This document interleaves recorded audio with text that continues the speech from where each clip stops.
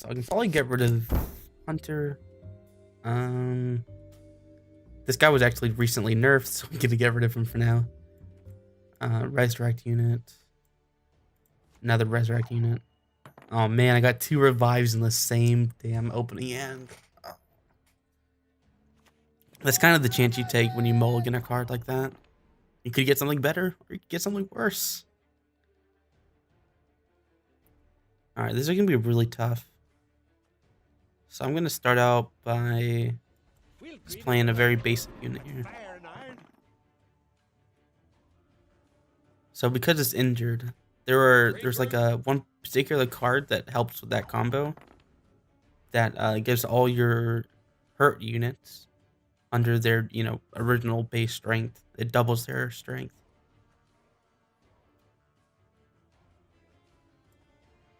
I'm not sure I can force, or rather, I'm not sure I can win this. So I think, damn, he's really going. And he can copy that card whenever he wants. I think I just had to pass by this point and hope for a better draw or something. Because trying to close the distance between 11 and 25 while he still has a really good combo opportunity is generally a bad idea. I'd rather take my chance on the other 2 rounds than try and force this one and then just lose. And lose anyway. Also, I now have 2 cards to resurrect. So I think any kind of weather effect really hurts me here. Aye, aye, sir. Or whenever, I'm thinking way too far ahead. So I'm thinking under the guise that I'm going to play this card with my hero power, which gives me 2 of these units. And then I'm going to play the rest of my units and start buffing everything up with Commander's Horn. And then by that point, him having a weather effect, which resets my strength down to 1, would be very painful. We serve her who is virgin, mother, and crone. I don't have a lot of weakening cards, so I'll just put this guy back for now.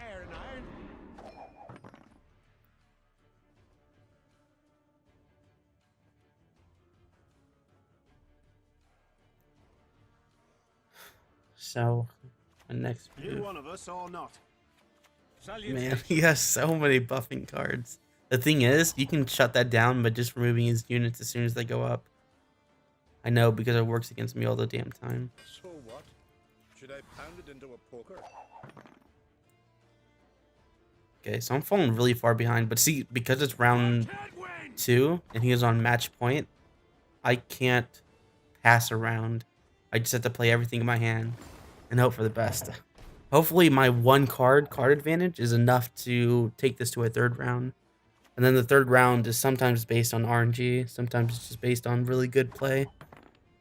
But regardless, going to a 3rd round is my best bet. Damn, and he's just going to copy that too, and I don't have a Scorch. Oh. Basically, I just have to, I have to beat him over the head with, just raw value. Because he's about to get a huge 20-point swing here. Yeah, he's doing it now. It's easily counterable. Again, Scorch would remove both of these cards. But at the same time, if you can't punish, then it can be really powerful.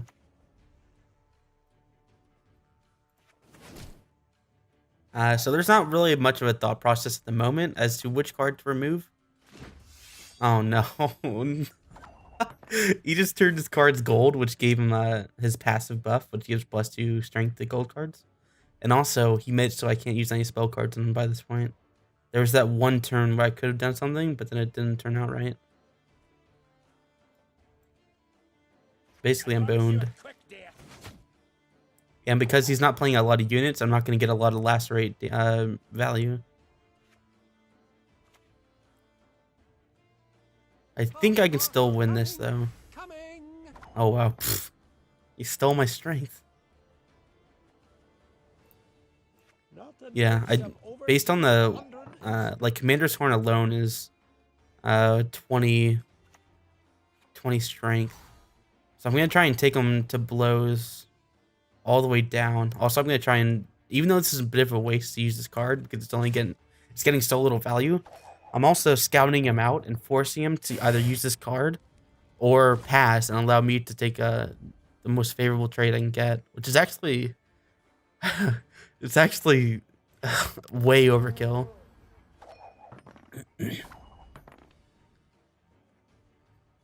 I probably should have used the commander's horn sooner. No, but then I was never gonna get eviscerate value, so I guess it doesn't really matter. On to the final round. I took it to the final round. So this is where it gets a little bit luck based, where you draw into your final card, and whoever has the better final card usually wins. So I'm gonna draw into my wounded unit right here. And now this card allows me to double the strength of this wounded unit. You must sweat like a swine in that jacket. Okay. Ooh, that's random, right? Yeah, it's random. That's not a very good draw for revive. Okay, so I'm pretty sure I win by this point. It's pretty hard to close that distance. Oh no! You won by 1 because of that damn +2 bonus. That was really close. That's like the very single best card you could have gotten in that situation. Literally, that's the best play in the entire game for that situation. Stuff like that's kind of depressing, but again, like just by the nature of it being a card game, there's going to be some variance, but that's also an acceptable level of variance in my opinion. All right, so we want fog. We don't want to remove a weather effect. We want all the weather effects. Okay, so this is actually a really bad hand. So remove this. I don't need a second fog. Oh man, this is a terrible hand actually. So a pretty entry level strategy for this guy, for Aridin,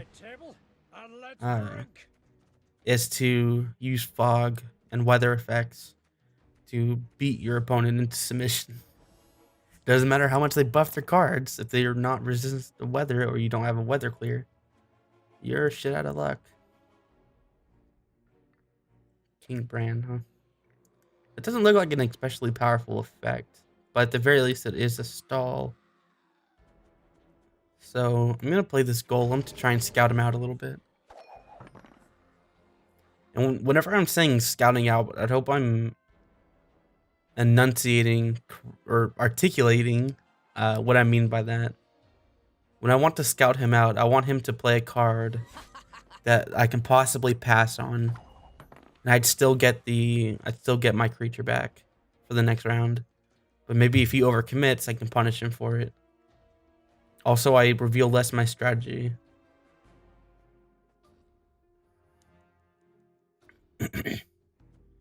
So generally speaking,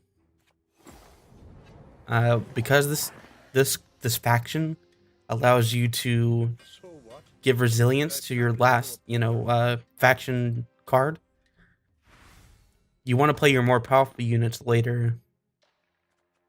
Okay, so I'm going to play my fog. This gives me 3 little foglets. They actually get removed if he has if he removes the weather effect. But I'm also gaining 1 strength per turn while being in fog. And he can't play anything on these fog tile unless it's weather resistance, or else he loses his strength. Death comes for you.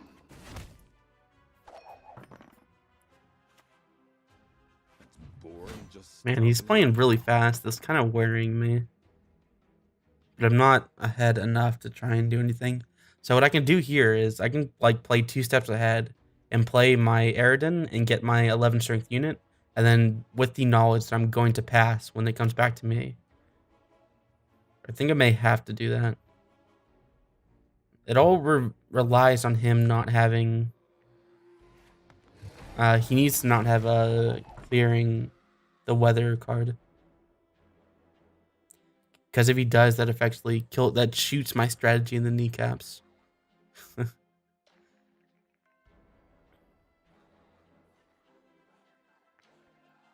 So I'm guessing he's contemplating whether or not he should pass.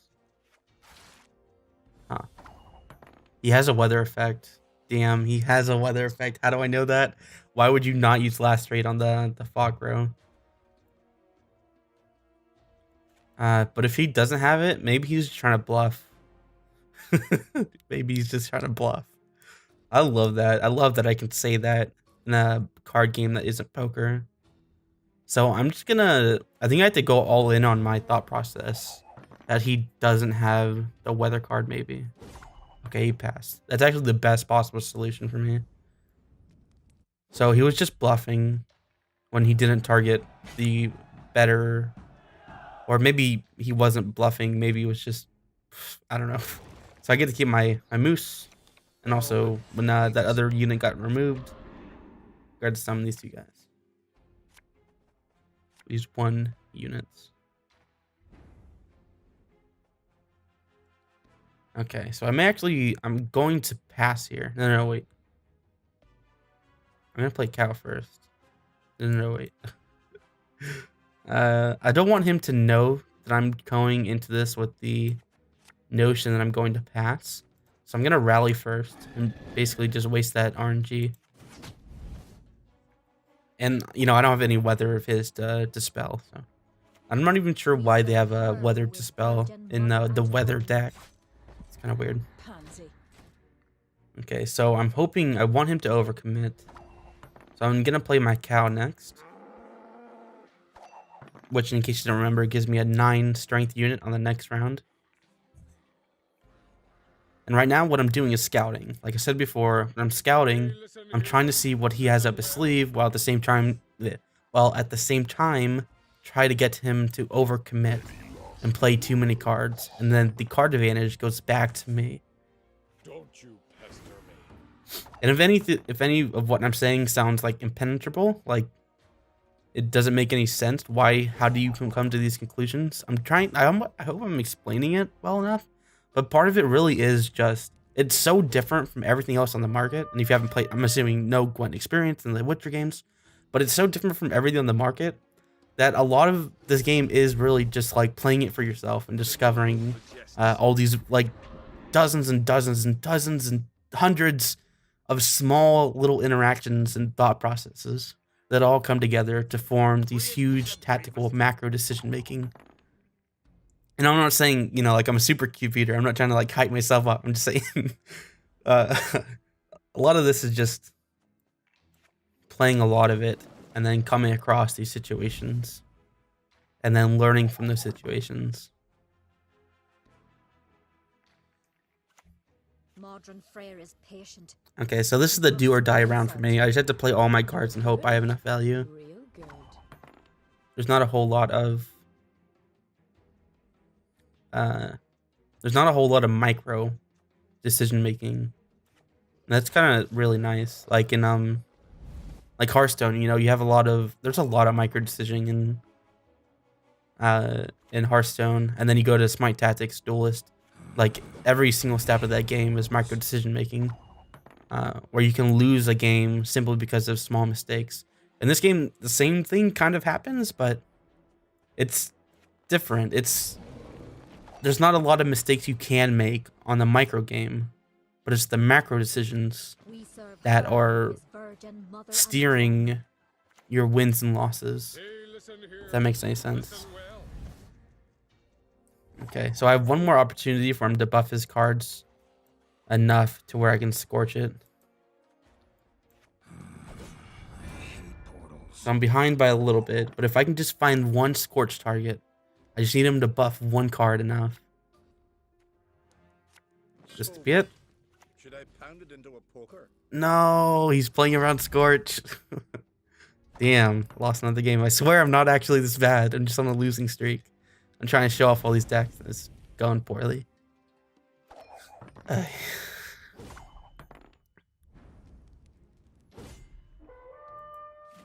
This is the final deck that I'm going to be showing off in this specific kind of or introductory kind of sequence of videos. I didn't want to just pack it all into one video, so I spread it out over the course of however many videos it's going to end up being. So what am I looking for when I'm trying to redraw these cards? I'm looking to make sure I don't have a lot of cards that are bad for the opening hand. Um, like okay,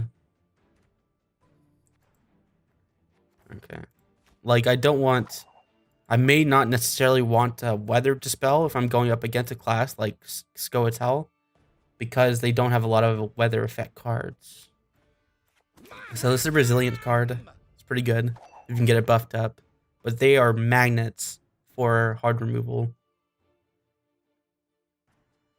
So this ability allows me to redraw up to 3 cards, which can be effective in, as I've mentioned before, scouting out your opponent.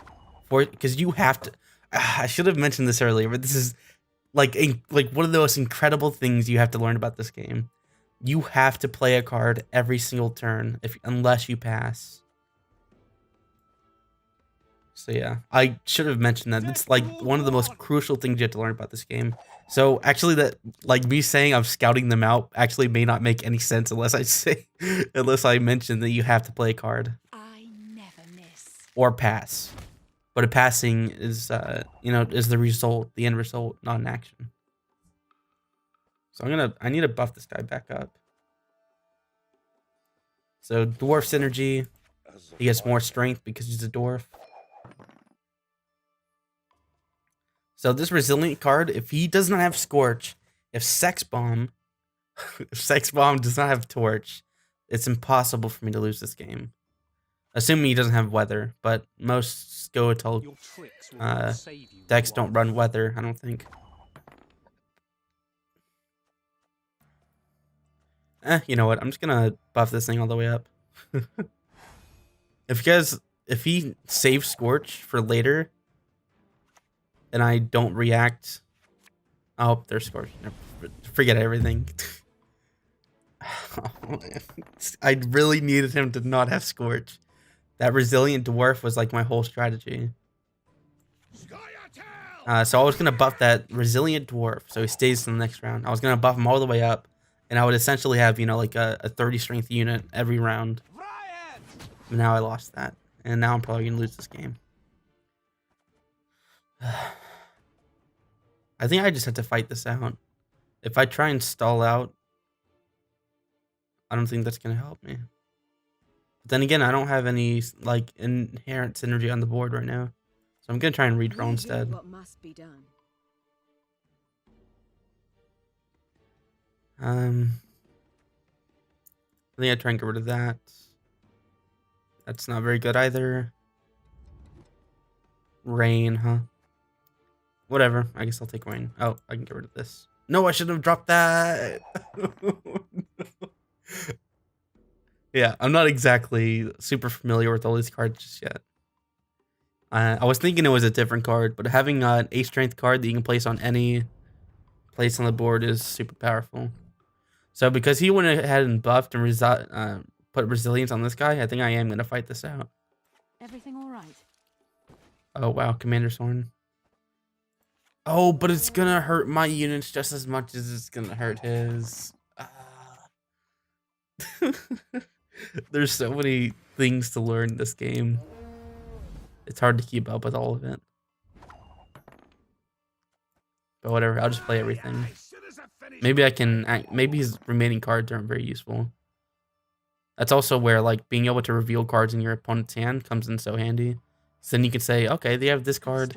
There's no way I can win the round by this point. I should just not play any of my high value cards. So I'm gonna potion up. I really hope he goes way in on trying to buff those other 2 units up. He could also take the tie right now and then hope his cards are more value than mine. Or he could use his hero ability to force me to either go for the tie or lose. Wow, he's going for the tie. Okay. Shit. Take the tie. Or not. Do I take the tie? By the way, a tie means we both win 1 round, which means match point this next round. So if I use rain here, 8-6, he loses 8-7, which is more than what I lose. Also resilient, but he still has resilience. But then I can play around it. Okay, I'm gonna take it. He offered the pass, and I'm gonna go for the pass. I think he could have just gone for the redraw, unless that means he has really good cards in his hand, which means I'm going to lose anyway. I could have won that, but being able to win that one round doesn't really mean a whole lot. I just hope he goes all in on trying to go for the back line. I hate that card. Yennefer, the Conjurer. Every turn, it removes 1 strength from my highest gold unit, not highest non-gold unit. And if a round goes on for, you know, like 10 turns, that's 10 damage. Obviously, like, it's not necessarily... And also, like, if units have the same strength, then they both lose. It really sucks. So I guess this is just... No, there's... I can't cancel this either. Can I cancel this? No, I can't cancel that move. I'm going to rain this guy anyway, so there's no point in trying to do anything like that. No, he's scouting me out. He's trying to get me to make mistakes. He's trying to get me to... He's limiting what I can play with by stalling for a turn. And also, you know, the obvious benefit of being able to redraw, it means he has a better hand. It's impossible for me to win by this point. I swear I'm actually not this bad. I just happen to be losing a lot of games in a small amount of time. Death to Old One. So kind of segueing into like probably the final point for this this video or whatever. Is this game pay to win? Are there like what's with that card game model? Is that an issue? As with any card game, yeah, kind of. Like it's super frustrating to like lose to a player who has a bunch of like legendaries and gold cards because they have more power by default. But that's just kind of the nature of card games, and to upheave that would be pretty ridiculous. That's not to say that that's not to say I agree with the business model of the card game model, which is to say you have to buy into packs to get cards, as opposed to just having everything, all the cards available from the get-go, which would level the playing field. But it's just kind of the nature of the beast, you know what I mean? Okay, so I lost. Oh man, and my win-loss is probably tanked too.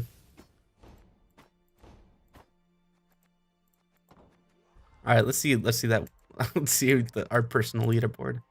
Oh wow, I'm actually only... Oh, okay, I thought it was gonna be 15-17. I'm 15-22. I'm in the top 75,000. All right. Yeah, I'm definitely like a big aspect of this channel, right? In case I haven't made it clear, which I definitely would try to do better at branding. Always improving, right? I'm starting here at the bottom, level 13, 566 ranking points, rank 74,000, 15 and 22. And I'm going to be up here at the top. I'm going to be position number 1. Eventually. It's going to take a long time. Like 600 games, you know how much, like, oh my god. So I started, what, like noon today? And I've been playing ranked games pretty much the entire day. And I still only have like 40 games. So this would take 100 days? That can't be right. No, I did take a couple of breaks though. I think I could probably do 80 games in one day, right? So even to get to 600 victories would take 50 days. Over a month and a half of playing all day. Jeez. It's going to take a while. But I'll do it eventually. And since the beta wipe is coming here pretty soon, I probably won't actually have time to get anywhere near the top percentage.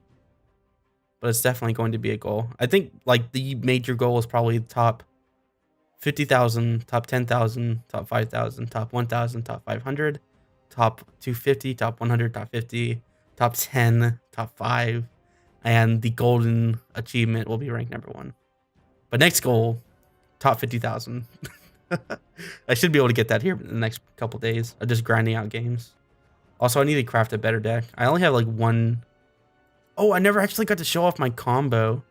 So we'll take a quick look at that in my collection. Deck builder, whatever. Also, it's kind of annoying to have to switch between collection and deck builder to make changes all the time. but whatever.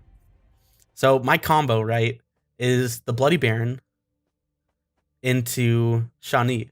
So the Bloody Baron summons a Lubberkin, which, you know, is talked about in the quest. But anyway, so it's a 3 strength creature that every 3 turns it gives a random one of your bronze or silver units plus 3 strength. That happens every 3 turns, right? And so, you know, the thing is prone to getting removed, which is fine. It usually gets well over its value. Just at a base level, this is 9 stats of value, plus the 3 every 3 turns. So there's lots of value there. And appropriately, it's a legendary gold card. And then going to Shawnee, it resurrects a non-gold unit, which is the Lubberkin, and gives it gold, which means it's not susceptible to gold to spell cards. So then you get a golden, unaffected by spells Lubberkin that is constantly giving you 3 strength every turn. And you can play this round 1 and round 2, which means you have an effective strategy to win both rounds. It's great. And this is something, you know, I'm not looking at any deck list or anything. This is just like deck building is actually kind of fun and interesting. Being able to actually kind of, I know it's not like an original idea or anything. They're probably made for each other, right? But it was exciting to pull this off, and nobody had to tell me to do it. It just kind of, the synergy was there. I just had to take advantage of it. And it's not necessarily like, it's not all like this Blue Stripes Commando where you just give, you know, where it explicitly states where you should be comboing your card. But it kind of, this is more quiet, right? This is something you have to kind of look into and say, hey, that would be pretty good value with this card, wouldn't it? Right? So it's cool. I'm just, this Gwent, man, I'm just gushing, man. This game is so good. It's so good. I cannot wait until like once it leaves closed beta and starts getting out to the masses, and you know, people start looking for that content. They start looking for that competitive scene. Like, I want to be there casting games. I want to be there playing those tournaments. You know, like Gwent has such an exciting future, and I'm so excited, genuinely like happy about being able to be a part of this community and its future endeavors. It's so fantastic. I cannot wait. Like this, I wish, I'm surprised, like I played all 3 of those Witcher games and I never once took notice of Gwent. And yet there's like this diamond in the rough. It's great. Gwent's great. And again, thank you to Mega Monkwai. He's the guy who showed off this game. I'm a big follower of his, so I trusted his opinion to come check this game out, even though it was already hot on Eternal. And it's great. It's fantastic. Make sure to check back for more Gwent. I would promise I don't suck. Always improving.